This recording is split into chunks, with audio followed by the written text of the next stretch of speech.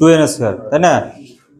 তার মানে আমরা 2n স্কয়ার প্রয়োগ করলে খুব সহজ, মনে প্রথম কক্ষপথে কটা ইলেকট্রন আছে আমরা ওই সূত্রটাই প্রয়োগ করব।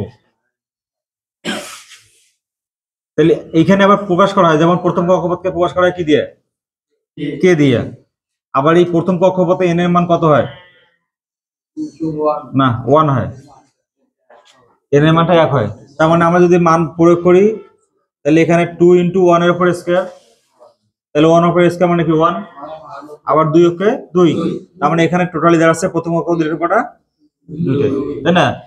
সেম ভাবে যদি আমরা দ্বিতীয় কক্ষপথে আসি, এখানে তো সূত্র ওটাই প্রয়োগ হবে। এখানে কক্ষপথের নামটা কি? এখানে কে ছিল, এখানে এল, তাহলে এখানে n এর মান কত হয়?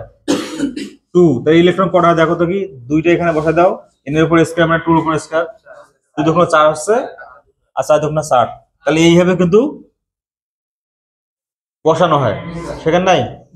মানে আমি শর্টকাট করেছি এই কারণে, অত বিস্তারিত ব্যাখ্যা দিয়েছি না, যেহেতু আমার শেখা আছে।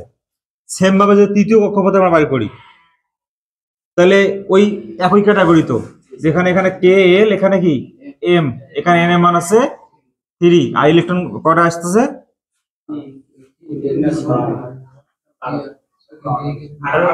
18টা, তাই না? সেম ভাবে যদি আমরা পরের কক্ষপথে যাই, তাই কে এল এম, এখানে n, এখানে n এর মান হলো 4, আর এখানে কত হয়? 32টা, এই তো। আর যদি এর পরও যদি যাই পরে কক্ষপথে, তখন n এর মানটা 5 হবে, এখানে n এর পরে কি ও আসবে, আর এখানে আসবে কটা? 50টা। এটা তো মোটামুটি জানা আছে।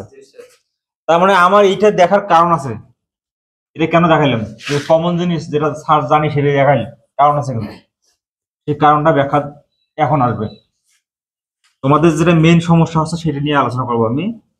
এইখানে আমরা নিয়ম অনুযায়ী পাইলাম প্রথম কক্ষপথে ইলেকট্রন 2টা, 2 নম্বর কক্ষপথে 8টা, 3 নম্বর কক্ষপথ আছে 18টা, এবং এই ইলেকট্রনের উপর বেসিস করে কিন্তু যে আমাদের ইলেকট্রন বিন্যাসের সিস্টেমটা কিন্তু তৈরি করা।